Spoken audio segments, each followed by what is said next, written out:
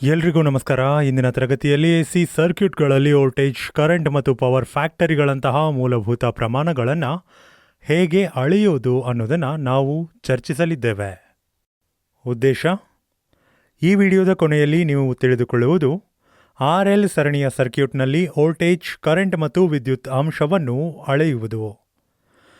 RC ಸರಣಿಯ ಸರ್ಕ್ಯೂಟ್ಗಳಲ್ಲಿ voltage, current ಮತ್ತು ಪವರ್ ಫ್ಯಾಕ್ಟರ್ಗಳನ್ನು ಅಳೆಯುವುದು. RCL ಸರಣಿಯ ಸರ್ಕ್ಯೂಟ್ನಲ್ಲಿ ವೋಲ್ಟೇಜ್, ಕರೆಂಟ್ ಮತ್ತು ಪವರ್ ಫ್ಯಾಕ್ಟರ್ ಅನ್ನು ಅಳೆಯುವುದು. ಇಲ್ಲಿ R, L ಮತ್ತು C ಅಕ್ಷರಗಳು ರೆಸಿಸ್ಟರ್, ಇಂಡಕ್ಟರ್ ಮತ್ತು ಕೆಪಾಸಿಟರ್ ಅನ್ನು ಪ್ರತಿನಿಧಿಸುತ್ತವೆ. ಪ್ರಾಯೋಗಿಕವಾಗಿ ಪ್ರವೇಶಿಸುವ ಮೊದಲು ವಿದ್ಯುತ್ ಅಂಶದ ಬಗ್ಗೆ ಸಂಕ್ಷಿಪ್ತವಾಗಿ ಚರ್ಚಿಸೋಣ.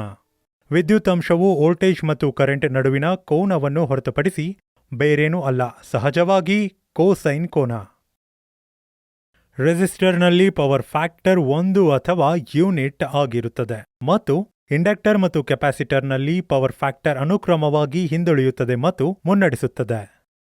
ವೋಲ್ಟೇಜ್ ಮತ್ತು ಪ್ರವಾಹವನ್ನು ಕ್ರಮವಾಗಿ ವೋಲ್ಟ್ ಮೀಟರ್ ಮತ್ತು ಆಮ್ಮೀಟರ್ನೊಂದಿಗೆ ಅಳೆಯಬಹುದು.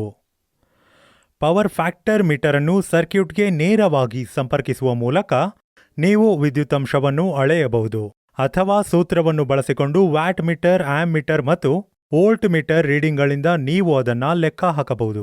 ಫಾರ್ಮುಲಾ ಅಂದರೆ cos phi W/VI. ಅಥವಾ ನೀವು ಒಂದೇ ಸರ್ಕ್ಯೂಟ್ಗೆ ವ್ಯಾಟ್ ಮೀಟರ್ ಮತ್ತು ಪವರ್ ಫ್ಯಾಕ್ಟರ್ ಮೀಟರ್ ಎರಡನ್ನೂ ಸಂಪರ್ಕಿಸಬಹುದು ಮತ್ತು ಎರಡು ವಾಚನಗೋಷ್ಠಿಯನ್ನು ಹೋಲಿಸಬಹುದು. ಮೊದಲಿಗೆ ಸರ್ಕ್ಯೂಟ್ಗಳ RL ಸರಣಿಯನ್ನು ಚರ್ಚಿಸೋಣ. ಪಟ್ಟಿ ಮಾಡಲಾದ ಪರಿಕರಗಳು, ಉಪಕರಣಗಳು ಮತ್ತು ವಸ್ತುಗಳನ್ನು ಸಂಗ್ರಹಿಸಿ.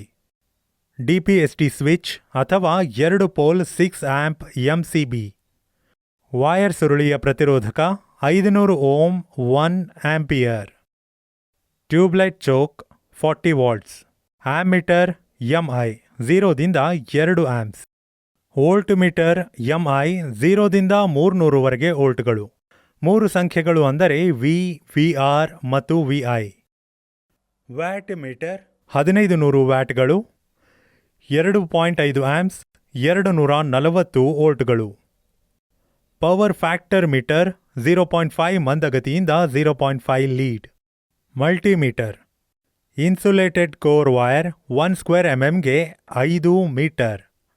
ತಂತಿ ಸುರುಳಿಯ ಪ್ರತಿರೋಧಕ ಮತ್ತು ಇಂಡಕ್ಟರ್ ಚಾಕ್ ಅನ್ನು ಸರಣಿಯಲ್ಲಿ ಸಂಪರ್ಕಿಸಿ. MCB ಅಥವಾ DPST ಸ್ವಿಚ್ನಿಂದ ಆಮ್ಮೀಟರ್ ಅನ್ನು ಟರ್ಮಿನಲ್ಗಳಲ್ಲಿ ಸರಣಿಯಲ್ಲಿ ಸಂಪರ್ಕಿಸಿ.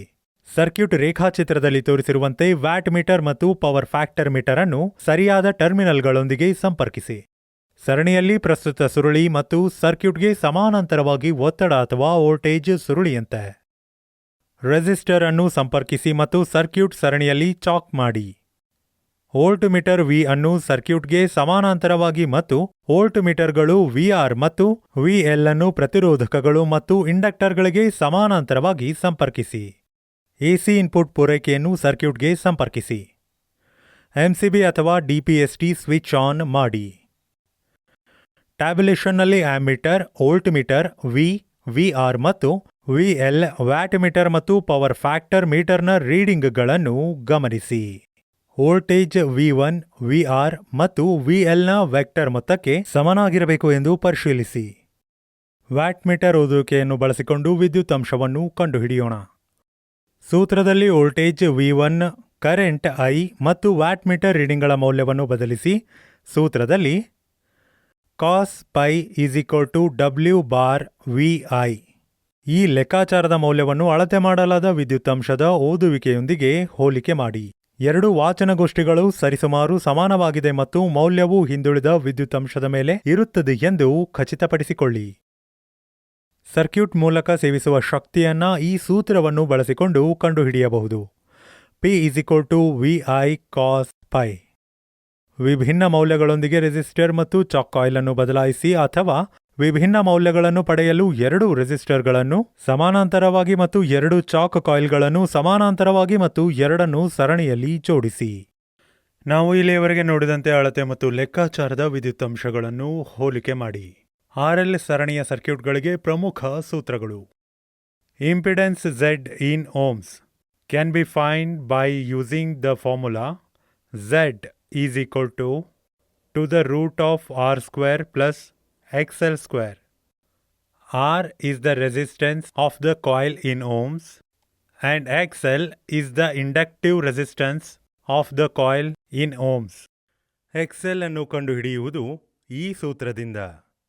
XL is equal to the root of Z square minus R square. XLನ ಮೌಲ್ಯವನ್ನು ಕಂಡುಹಿಡಿಯಲು ಇನ್ನೊಂದು ಸೂತ್ರವಿದೆ. ಅದು ಏನೆಂದರೆ XL is equal to 2 pi FL. ಈ ಸೂತ್ರದಿಂದ ಇಂಡಕ್ಟಲ್ L ಎಲ್ಲಿಂದ ಕಂಡುಹಿಡಿಯಬಹುದು. ಇದು ಸಮಾನಾಂತರವಾಗಿರುವುದು XL divided by 2 pi F in Henry. Current I ಮೌಲ್ಯವನ್ನು ಕಂಡುಹಿಡಿಯಲು I is equal to V by Z. ಅದು ವೋಲ್ಟೇಜ್ ಡಿವೈಡೆಡ್ ಬೈ ಇಂಪಿಡೆನ್ಸ್. ಇದರಿಂದ ವೋಲ್ಟೇಜನ್ನು ಹೇಗೆ ಕಂಡುಹಿಡಿಯಬಹುದು ಅಂದರೆ ಬಳಸುವ ಸೂತ್ರವೆಂದರೆ V is equal to I into Z.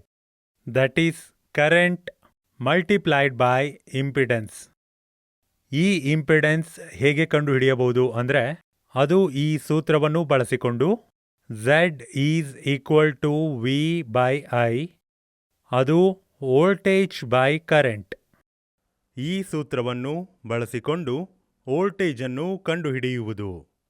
V is equal to the root of VR square plus VI square. ಇಲ್ಲಿ V ಒಂದು input voltage. VR ಎನ್ನುವುದು voltage resistor Rನ ಸುತ್ತಲಿರುತ್ತದೆ. VL is the voltage across the inductor L. Power factor cos pi.